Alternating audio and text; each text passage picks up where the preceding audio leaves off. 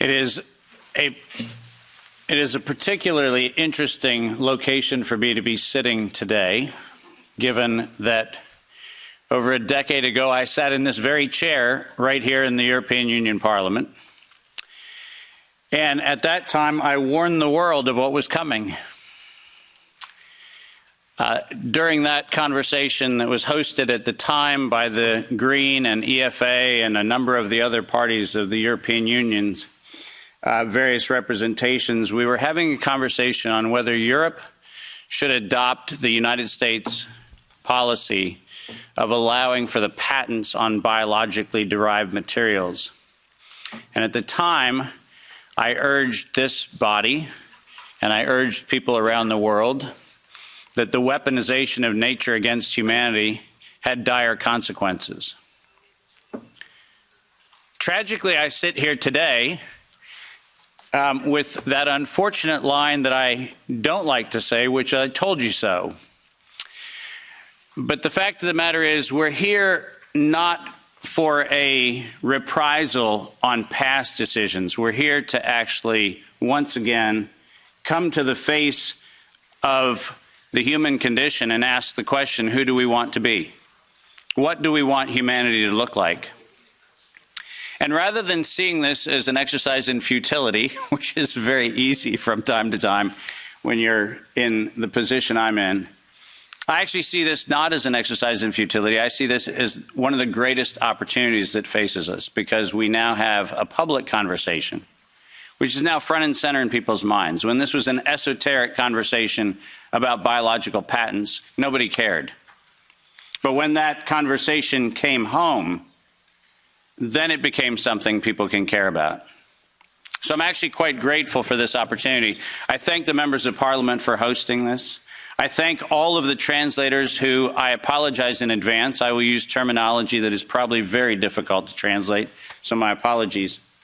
And I'd also like to acknowledge the fact that many of you are aware of my involvement with this, in large part due to the amazing work of my wonderful wife, Kim Martin, who encouraged me at the very early days of this pandemic to get on front of the camera and talk about all the information that I had been sharing among very small groups around the world. And it was, in fact, her encouragement that put me in a place where many of you have heard what I have to say. Ironically, the world that I came from, that used to be very popular, my CNBC and Bloomberg presentations, which were televised on mainstream media around the world, was an audience that I lost. I can confidently say COVID diminished my fame. But I can also confidently say that I'd rather stand among the people with whom I'm standing today than any of the folks that were part of that previous world. So this is a much better place to be. My role today is to set the stage for this conversation in a historical context, because this did not come in the last 3 years. This did not come in the last 5 or 6 years. This actually is an ongoing question that probably began here in Europe in the early stages of the mid-1900s, but certainly by 1913, 1914, this conversation started right here in Central Europe. The pandemic that we alleged to have happen in the last few years also did not happen overnight. In fact, the very specific pandemic using coronavirus began in a very different time. And we'll try to advance the slides here with one of these things. Oh, there we go. Most of you don't know that coronavirus as a model of a pathogen was isolated in 1965. Coronavirus was identified in 1965 as one of the first infectious replicatable viral models that could be used to modify a series of other experiences of the human condition. It was isolated once upon a time associated with the common cold. But what's particularly interesting about its isolation in 1965 was that it was immediately identified as a pathogen that could be used and modified for a whole host of reasons. And you heard me correctly, that was 1965. And by the way, these slides are public domain. You're welcome to look at every single reference. Every comment that I made is based on published material, so do make sure that you look at those references. But in 1966, the very first COV coronavirus model was used as a transatlantic biological experiment in human manipulation. And you heard the date, 1966. I hope you're getting the point of what I'm saying. This is not an overnight thing. This is actually something that's been long in the making. A year before I was born, we had the first transatlantic coronavirus data sharing experiment between the United States and the United Kingdom. And in 1967, the year I was born, we did the first human trials on inoculating people with modified coronavirus. Isn't that amazing? 56 years ago, the overnight success of a pathogen that's been 56 years in engineering. And I want that to chill with all of you.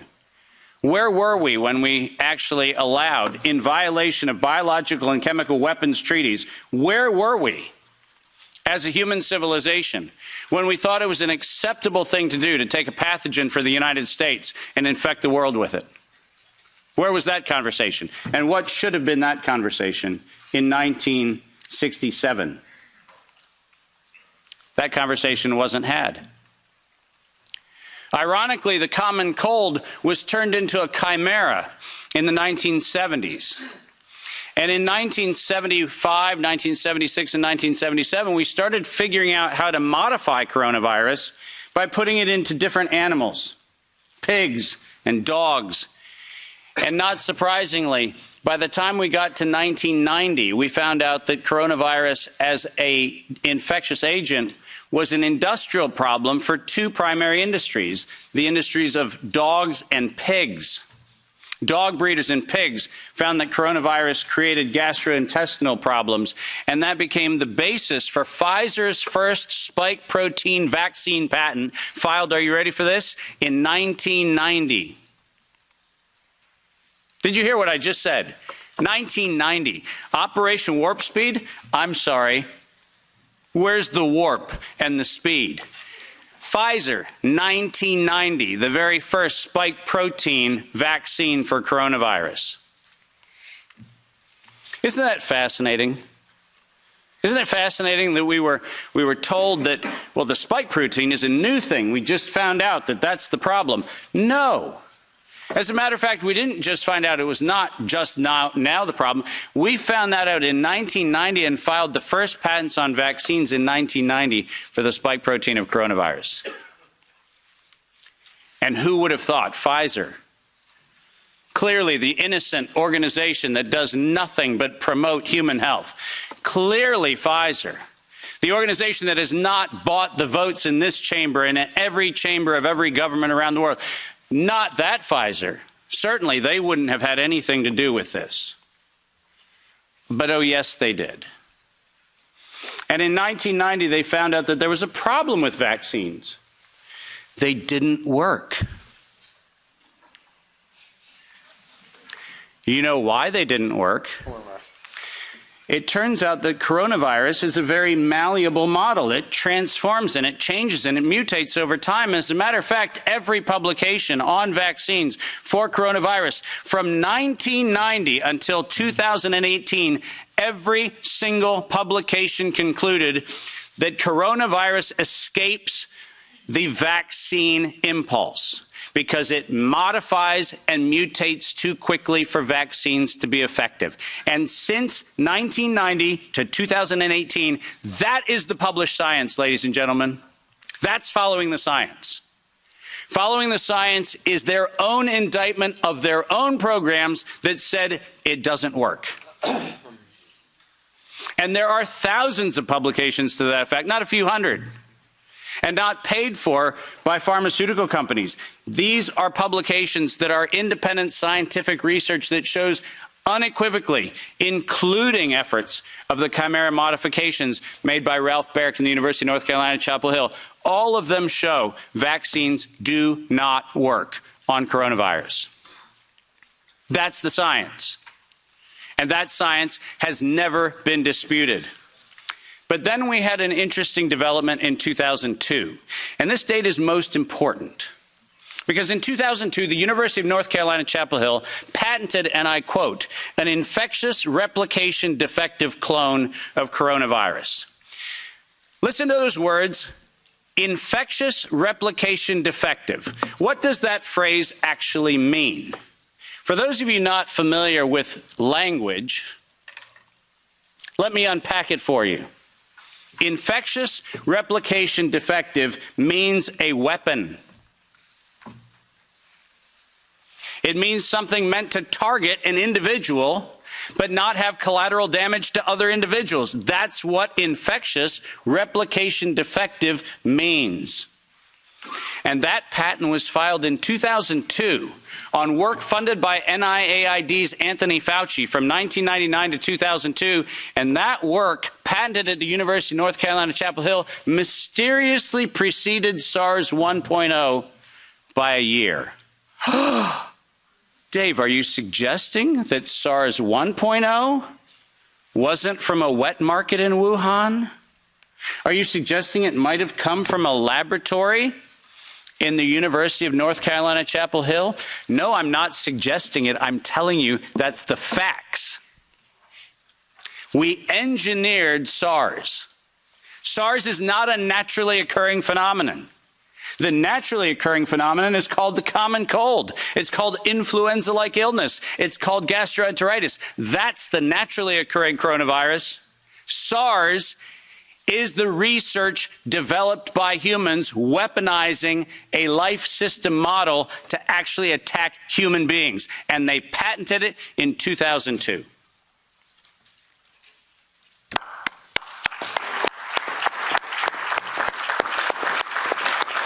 And in 2003, giant surprise, the CDC filed the patent on coronavirus isolated from humans in violation, once again, of biological and chemical weapons treaties and laws that we have in the United States. And I'm very, very precise on this. The United States likes to talk about its rights and everything else and the rule of law and all the nonsense that we like to talk about. But we don't ratify treaties about, I don't know, defending humans. We conspicuously avoid that. We actually have a great track record of advocating for human rights and then denying them when it comes to actually being part of the international community, which is a slightly problematic thing. But let's get something very clear. When the CDC in April of 2003 filed the patent on SARS coronavirus isolated from humans, what did they do? They downloaded a sequence from China and filed a patent on it in the United States. Any of you familiar with biological and chemical weapons treaties knows that's a violation. That's a crime. That's not an innocent oops. That's a crime.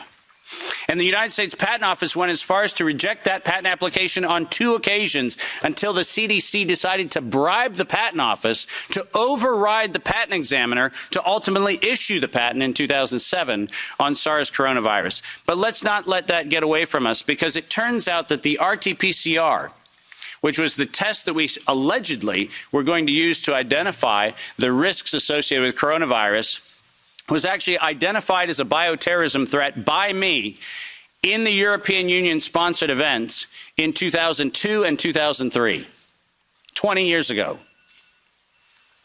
That happened here in Brussels and across Europe. In 2005, this particular pathogen was specifically labeled as a bioterrorism and bioweapon platform technology. Described as such. That's not my terminology that I'm applying to it. It was actually described as a bioweapons platform technology in 2005. And from 2005 onwards, it was actually a biowarfare enabling agent, its official classification from 2005 forward. I don't know if that sounds like public health to you. Does it? Biological warfare enabling technology. That feels like not public health. That feels like not medicine. That feels like a weapon designed to take out humanity. That's what it feels like. And it feels like that because that's exactly what it is. We have been lured into believing that EcoHealth Alliance and DARPA and all of these organizations are what we should be pointing to. But we've been specifically requested to ignore the facts that over $10 billion have been funneled through black operations through the check of Anthony Fauci and a side-by-side ledger where NIAID has a balance sheet and next to it is a biodefense balance sheet equivalent dollar-for-dollar matching that no one in the media talks about. And it's been going on since 2005. Our gain-of-function moratorium, the moratorium that was supposed to freeze any efforts to do gain-of-function research. Conveniently, in the fall of 2014, the University of North Carolina, Chapel Hill received a letter from NIAID saying that while the gain-of-function moratorium on coronavirus in vivo should be suspended, because their grants had already been funded, they received an exemption. Did you hear what I just said? A biological weapons lab facility at the University of North Carolina, Chapel Hill, received an exemption from the gain-of-function moratorium so that by 2016 we could publish the journal article that said SARS coronavirus is poised for human emergence in 2016. And what, you might ask, Dave, was the coronavirus poised for human emergence? It was WIV1, Wuhan Institute of Virology Virus 1. Poised for human emergence in 2016 at the proceedings of the National Academy of Sciences, such that by the time we get to 2017 and 2018, the following phrase entered into common parlance among the community. There is going to be an accidental or intentional release of a respiratory pathogen. The operative word, obviously, in that phrase, the word release.